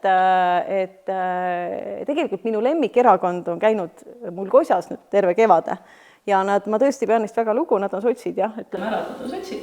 Et ma arvan, et kõige mõistlikum erakond, mis meil täna on, ja võib-olla pikka aega on olnud, aga ma ei lähe, ma ei saa minna, sest ma ei saa, mul on, vaata, ma olen nii vastuoluline tegelane, et ma ei saa ajada seda juttu, kui ma läksin parteis. Et mõnes mõttes ma saan nagu aru sellest, et tegelikult ma mõnes mõttes oleks vaja seal ka rahvast teenida, aga vähemalt mitte siis, et mul on kõik need asjad veel pooleli, mida ma tahaks teha teaduses või nagu ka kusagil mujal, aga ma tõesti tänan, see on nagu kompliment, eks ju, et ma väga hea meelega toetan kõiki jõude kaasamõtlejana, kes vähegi tahavad, et ma kraaklen mingis teemas, et pigem ma tahaksin nagu selles mõttes, nagu Aveliina Helm, eks ju, kellel oli väga raske jääda apoliitiliseks, kui ta läks Keskkonnaministeeriumisse, aga kes tegelikult jäi, et me tahaks ükskõik, kes valitseb, ta võiks tugineda teadusele, ta võiks saada kogu aeg nagu seda teaduse nõu, ilma et sellel oleks see silk üles, aga sul on partei huvi. Et kahju, ja see on tegelikult hästi halb, sellepärast meil võiks olla nagu see, võiks olla niimoodi, et sind kohe ei sildistata, ära, kui sa lähed, aga ma ei tea, ma ei ole, nii kõva mees ma ei ole. Aga jah. Mul oli ka küsimus, et endise koolijuhina, et kui kuulata sind, siis ühel teine otsal on haridusfilosoofilised ideaalid, teises otsas on hariduspoliitilised ideaalid. Et kas ja kus nad kohtuvad? Täna hommikul siia sõites oli raadiost uudis, et kuu aega on 1. septembrit, väga paljudel koolidel on õpetajate kohad täitmata. Jah. Peegelda seda. Jaa, ma peegeldan. Palju sul aeg on? Hommikuni. Vaata, kui me nüüd mõtleme, kes suudab meenutada seda statistikat, et kui palju noori õpetajaid ja kui ruttu lahkub koolidest? Pärast jaa, kas ongi, et kuni umbes 5 aasta jooksul on suur hulk neist läinud, mõni pärast esimest, teist, 3. aastat. Ja see on ilge raiskamine, sest maksumaksja nägi vaeva, et neid koolitada, mina isiklikult nägin vaeva, Tartu Ülikool, Tallinnal, kõik nägid vaeva, et neid koolitada, aga midagi juhtus, nad ei tahtnud seda tööd teha. Ja minu esimene hüpotees on see, et me koolitasime neid halvasti. Et meie oma ülikoolis koolitame neid tegelikult halvasti ja praegu, mina olen krooniline rahulolematu, Katrin PV-ga, kogu aeg, me teeme kõik ringi, selles mahus, mida me saame, sest meil on nagu sellel psüühikamoodulil on üliväike osa tegelikult, võrreldes sellega, kui palju peaks olema. Ja teine asi on see, et võib-olla ülesehitus on vale, et miks me nagu õpime välisülikoolidelt hästi kirglikult, Free ülikool Amsterdamis, et kuidas nemad teevad, neil on aasta aega, aga nende õpetajakoolituse tudengid nad on kogu aeg majas, et kogu aeg õpivad, meie õpetajad õpivad reede-laupäev, jah? Ja siis teevad tööd, et ellu jääda ja siis on neil pere ja siis on neil, nad on 4 rebitud, siis nad tulevad loengusse ja nad on täiskasvanud inimesed, kes on täiesti juba väsinud ja see ei ole okei. et võib-olla isegi õpetajakoolitus võiks olla ajaliselt lühem, aga ta peaks olema selline, et me võtame seda nagu täie nagu tõsidusega ja praegu me üritame nüüd selles sügises teha teatud muudatusi, me alustame, aga me ei jõua nagu veel ideaalini. Aga et ma arvan, et nad lähevad kooli ja nad ei ole selleks valmis, mis seal koolis on. Ja me õpetajakoolitus ei paku neile ka tegelikult mõistlikku praktikat koos juhendajaga, kes saab aru, mida ta teeb, ehk siis ta peaks olla ülikooli õppejõuga käsi käes olema kuude kaupa võib-olla, no võib-olla mitte kuude, aga võib-olla ta peaks kogu aeg analüüsima iseenda videosid, kogu aeg jälle tuleme jälle, videomaterjal, voorus on 60 tudengit, minu loengus 60, neid kokku on, ühesõnaga, et tegelikult õpetajaid on igal pool Eestis vähe peale õpetajakoolituse, seal on neid palju. Ühesõnaga, et üks põhjus on see, teine põhjus on võib-olla see, et see koolikeskkond, mis nad nagu kätte saab, kui palju vaeva näeb see keskkond, et olla hästi mõnus töökeskkond. Ja mitte kohe öelda, et reaalsus on midagi muud.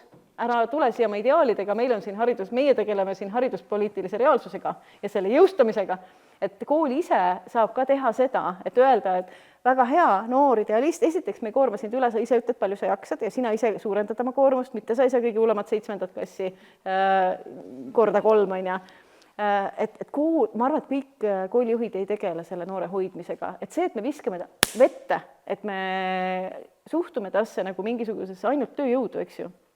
Ma arvan, et see juhtimine saab ka teha samme, aga sina oled koolijuht, sina oled kindlasti hoidnud oma noori. Kas ma võin korra haarata siit küsimust kuulates sinu vastust, ja olles palju suhelnud erinevate pedagoogide ja ka mõne koolidirektoriga. Ja ma küsiks nüüd, et aga kui palju neid alustavaid pedagooge on õpetatud toime tulema vanematega? Sest mulle tundub, et või nii palju kui nii-öelda need õpetajad ja ka koolijuhid on öelnud, et lastes ei ole probleem või seda õpetajatööd ei tee keeruliseks mitte erinevad keerulised lapsed, vaid laste vanemad. Et ma ei tea, ma lihtsalt täitsa küsin, et kui palju tegelikult tulevasi pedagooge, kuidas haritakse ka selles vallas, et kuidas toime tulla keeruliste lapse vanem. Aga vaata, kui sa jälgid oma sõnastust, vanem on keegi, kellega toime tulema. Kui sinu lapsel läheb halvasti, kui see laps on õnnetu, kui see laps seisab esikus mati peal, ütleb, ma ei suuda sinna minna. Milline vanem ei lähe barrikaadidele? Et mina arvan, et see suhe ei pea olema, kooli ja vanema suhe on hierarhiline ja jäme ots on kooli käes. Ükski vanem ei taha solgutada oma last mööda koole. Uued sõbrad, kolime ära või mis me teeme, eks ju. See suhte kvaliteedi tagab kool. Kui see suhe on halb, siis see on kooli peeglisse vaatamise koht. Et vanemad lähevad peast, osad on võib-olla ka sellised, kellel tõesti on endal mingisugune psüühiline probleem. Võib-olla, aga neid on kadu väike, kes on tõesti nagu nii rasked vanemad, et nendega ei saa keegi hakkama ja nende jaoks tegelikult meil, ma arvan, ei olegi head lahendust. Aga ma arvan, et on ka vanemaid, kes on väga mures oma lapse pärast. Sest lapsel on kas kiusamine või ta ei lähe edasi või tal ühesõnaga midagi, mis on objektiivne ja see vanem ei pea oskama seda probleemi pedagoogiliselt pädevalt kirjeldada. Vanem ei näe ju, laps koolis ja laps kodus on ju 2 erinevat last. Ehk siis, et vanem ei tea, milline ta laps on koolis, ta ei saa seda kuidagi teada ja samamoodi ei tea õpetaja, milline on see laps kodus, et ta ei saagi seda teada, sest nad ei ole sama laps, on ju. Et ehk siis siin on nagu, see on hästi oluline fookus, et kuidas õppida rääkima arengust, on ju, vanemaga, kes ei ole spetsialist, ei pea olema spetsialist ja kuidas seda suhet ehitada niimoodi, et see suhe on püsiv. Ja me teame, kus see kaob ära, et sageli algklassides vanemad ja õpetajad veel suhtlevad, ühel hetkel tekib vanemal võib-olla tunne, et laps on suur. Sest ta on nagu väliselt enam-vähem mingite asjadega saab hakkama, ta ei ole suur, ta on võib-olla kõige hullema perioodi alguses. Et tegelikult siis peaks nagu eriti hoidma, et nüüd me eriti peame suhtlema hästi tihedalt, me ei lase sellel suhtel ära laguneda ja meie teame, et nüüd algab võib-olla teismega, kus võib olla probleeme ja me ei jäta seda last üksi, ja ühesõnaga, aga ma tean, et see on jube keeruline, aga ma arvan, et see ei ole nagu lahendus, et meie peame nendega toime tulema. Küsimus selles, et lapse vaatest on see täiskasvanute loodud keskkond. Et täiskasvanud võtku ennast kokku, tehku koostööd. Aga et võib-olla, mis on keeruline, on see, et tegelikult meil ei ole sama keelt, milles rääkida arengust. Et arenguruumi on palju. Arenguruumi ja tegelikult ma olen nõus, et tähendab, küsimus ongi, kas see on iga riigi probleem. Võib-olla kui me oskame paremini seda arengut ennast mõista, et võib-olla kaovad need probleemid ka natukene rohkem ära. Aga mida sa arvad, olles just värskelt lõpetanud ülikooli õpingut bakalaureuseastmel ja olles olnud väga privilegeeritud selles osas, et mul on olnud andragoogid õppejõus, aga mul on olnud ka mitte andragoog õppejõus, kusjuures psühholoog või psühholoogia valdkonnas. Oh, ja väga palju arutelusid ja kursusel tekitas lähenemine, kuidas õpetati, mis oli loeng, klassikaline paberi peal eksam, tuubi pähe, tuleb tee ära, mitte midagi ära. See oli selleks, et sa hindaksid andragoogi kõrgelt. Mu küsimus siit on, et kuidas läheneksid või mida teeksid sina, sest on ju ka lausa olemas, et õpetajad on kõige raskem õpetada või õppejõude või siis üldse, kes nad ise õpetavad. Et kuidas lahendada seda probleemi, et tuleksid ka ülikoolides ikkagi need inimesed sinna pointi, et õpetamine on natuke teistsugune kui lihtsalt aegu lugemine ja paberi peal eksamit tegemine. See on jah põhjus, miks ma ei ole ju tööl ka psühholoogia instituudis, eks ju. Kuna psühholoogia on nii mitmekesine valdkond, siis sa võid uurida mingit valdkonda seal psühholoogias ja on teistest mitte midagi teada, et oletame, et sa oled isiksuse psühholoog, eks ju, ja sa ei tea tegelikult midagi kognitiivsest psühholoogiast, see on täitsa võimalik, või sa oled padu eksperimentaalpsühholoogia, sa ei tea midagi näiteks võib-olla sellest samast isiksuse psühholoogiast või sa ei tea nii väga arengust midagi. Ja õppimine ja õppimispsühholoogia on üks valdkond psühholoogiast, millest kõik psühholoogid ei tea midagi tegelikult ja see on tegelikult päris ehmatav. Ja ma olen nõus, jah, sellised nad ongi. On Tallinna Ülikoolis ju tekkinud selline uus üksus, kes on õppimise ja õpetamise keskus, ühesõnaga, ma tean, et Kati Aus on seal tööl, ühesõnaga, mis on suunatud õppejõudude õpetamisele. Kui tehti tehisaru koolitus, oli see õppejõududest pungil. Kui tehti õpetamisoskuste koolitus, kuidas selle parem õppejõud, mis te arvate, mitu neid registreerus?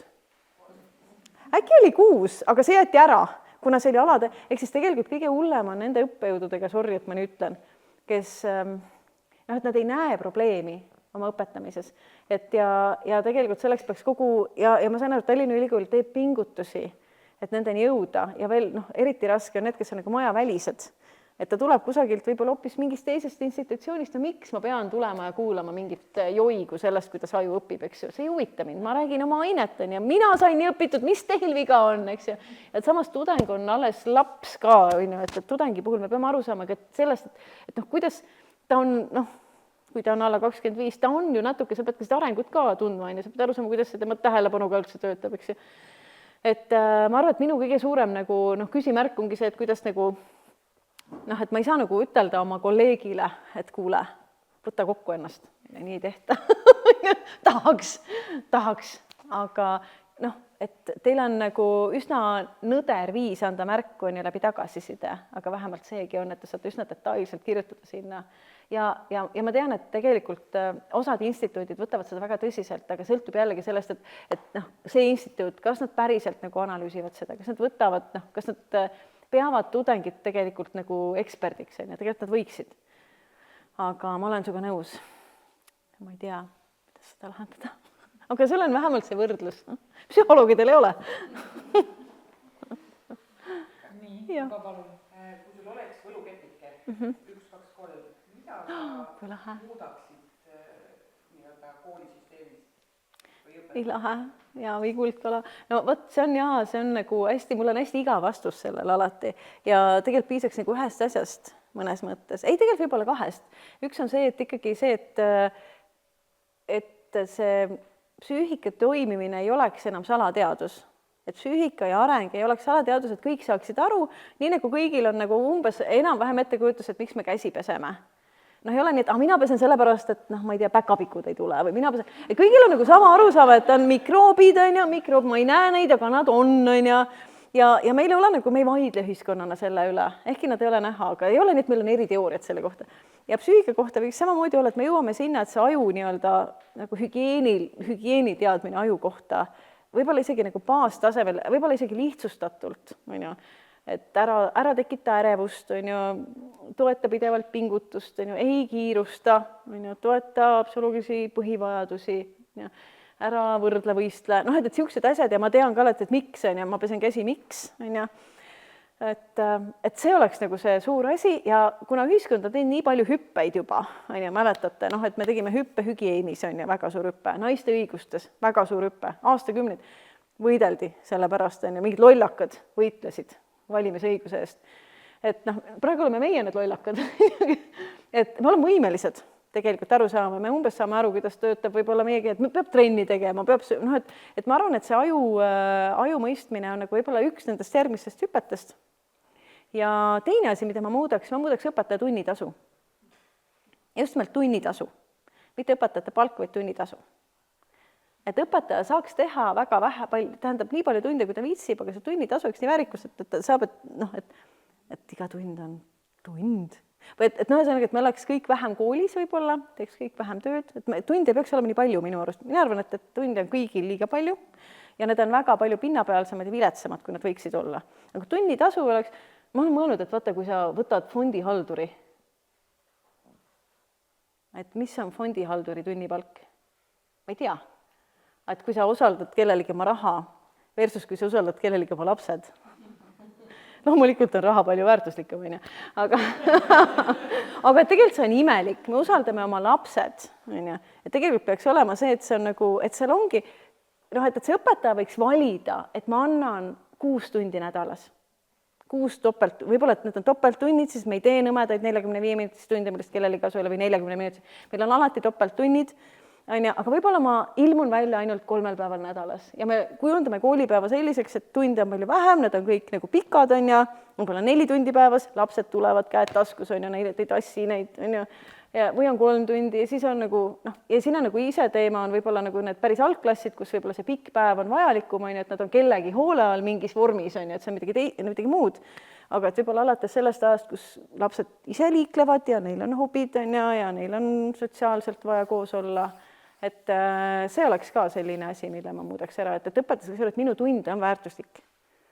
Et see on kallis lõbu. Et ühiskond, kui ta ostab selle tunni õpetajalt, siis ta ikkagi nagu, noh, et ta ei raiska. Minu arust me raiskame õpetajalt seda õpetajate nagu aega. Mina pean ütlema, et tänase kohtumise juures minu jaoks on olnud hästi suur väärtus see, et me oleme saanud rääkida, praegu on veel 5 minutit puudu ja siis oleme saanud rääkida 1,5 tundi. Aga üks ülesanne on ka juhtida aega, et lihtsalt oma eelmises töös ma pidin tegema 3-minutilisi vestlusi ja siis et see on olnud praegu väga suur luksus, et nüüd me teame, et 5 minutit on aega, ma arvan, et 1, maksimaalselt 2 hästi lühikest küsimust-vastust, kas kellelgi on? Teades, kui pikalt ma lobisen, jah. Küsimus võib-olla ei ole nii lühikene, aga vastus ma loodan, et on, et hoopis keskkonna teemal, millega sa alustasid, et kas sa päriselt usud, et täna veel on võimalik meie planeeti päästa? No sa mõtled, et inimestele sobivat elukeskkonda. Tähendab, inimesele sobivat elukeskkonda ilmselt on mingites kohtades, aga ma arvan, et tsivilisatsioon kui selline, nii keerukas tsivilisatsioon, et sellega on nagu enam kui kahtlane. Et noh, mida me vajame, on nagu see suur lihtsustumine, millest ka räägitakse ja tasaareng ja kõik see, on. Et see on ikkagi väga kahtlane. Aga noh, teisalt, on ju, mis on nagu hea uudis? Hea uudis on see, et üle tarbib ainult 10% maailma elanikkonnast. Probleem on ainult meiesugustes. Me oleme nende hulgas, me oleme 10% maailma kõige rikkamad, isegi kõige vaesem eestlane, kes on tänaval korjab pudeleid, on maailma kõige rikkam. No, infra on, kui tuled põlevad, politsei tuleb, kiirabi tuleb, ta on maailma kõige rikkam 10%, iga viimane kui eestlane. Ainult need on probleem. Ülejäänud 90% ei ela sel viisil, mis kahjustab praktiliselt. Et muutma peavad ainult need, kellel on kõige suuremad mugavused. Nii, aastal 2020 tühike vastus oli, jah, ilmus üks väga lahe teadusartikkel, mis ütles, et arvutame välja õige selle keskkonnakulu, selle nii-öelda selle näiteks energiakulu ainult, on ju, mis on vajalik selleks, et 10 miljardit saaks elada väärikat elu. Ja milline see elustiil siis oleks, milline on koobas siis, on ju, kus siis 10 miljardit saaks elada ja siis seal on hästi detailselt välja toodud, on ju, 15 ruutmeetrit pinda igale isikule pluss elutoad, mis on siis köetud või jahutatud on aasta ringi, 50 liitrit vett, sellest vist, ma ei tea, mingi osa oli sooja, on ju, iga ööpäev, on ju, üks nutiseade, kilokalorid, on ju, dieet, on ju, kui palju, mobiilsus, vist oli 15 000 miili aastas ja nii edasi. Ja sa vaatad, et mis on, seal oli esitatud see, et kui kõik maailma elanikud elaksid niimoodi, siis ei oleks meil kliimaprobleeme. Ehk siis 2 miljardit veel võiks meid olla. Ameeriklased oleksid oma elustandardi puhul siis tulnud alla nagu 100% ja enamik maailma inimesi läinud siis kõvasti üles, on ju, kes ei ole see decent miinimum, ehk siis see inimväärikas miinimum, nad ei ole seal, on ju. Ja meie Eestis, ma arvan, on inimesi, kes tegelikult elavad seda decent miinimumi. Lihtsalt vaata meie, kogu see infra, kõik see on nagu, noh, see on kõigile kättesaadav, on ju, me oleme väga palju on juba nõukaajal investeeritud sellesse, milline Eesti näeb välja, eks ju. Aga et tegelikult, kui sa loed neid kriteeriume, ma võiksin elada. Ma võib-olla elangi juba nii. Ja vaata sellised nagu väiksed infokillud on ju, noh, mõnes mõttes mul on tunne, et me ei ole veel kõike proovinud ja vaat siin ei ole ka küsimus optimismis või pessimismis, sest kumbki ei aita, on ju, tegelikult peaks siis tegutsema. Kui sa oled optimistlik, siis küll asi laheneb, on ju, teised teevad, pessimism on see, et noh, ärme tee midagi, et tegelikult nagu praegu on aeg tegutseda, jaa. Lihtsalt riigi korraldamine, ühiskonna korraldamine kapitalism takistab seda või? Jah, kapitalism on üks kuri asi, jah. Me ikkagi näeks pigem, noh, et mis, noh, et see ongi see küsimus, et kas meie saaks ise jõustada sellist tasaarengulist nagu nägemust, on ju, et see on nagu ühe teise arutelu teema, et noh, kapitalism on samasugune kasvuideoloogia, nagu oli kommunism, mis oli kasvuideoloogia, on ju. Kapitalism ütleb meie lastele, et te olete vabad. Kuidas me nüüd siis neid hakkame üles kasvatama?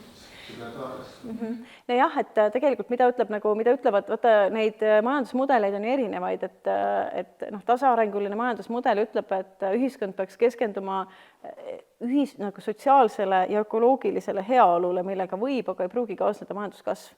Tänane ühiskonnakord ei keskendu nendele tegelikult mitte kummalegi. Et see ongi nagu, need on need piirid, meil on planetaarsed piirid, on ju, nagu meil on rahakotil piirid, noh, nendega me arvestame, on ju.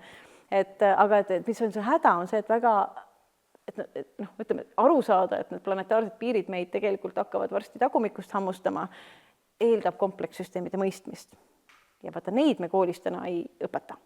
Ühesõnaga, kõik on nii. Selline küsimus, millele lühike vastus. Mis raamatus sa viimati läbi lugesid? Ma lugesin praegu, ma loen 2 asja tegelikult korraga, aga mis enne seda, mis päriselt läbi sai, see on siuke, tegelikult ma loen vaata seda Õnnepalu palka praegu ja siis Fred Jüssi Olemise mõnu nagu kordamööda, nad hakkavad, siuke tunne, et nad on nagu hästi, midagi on neis jumala sarnast.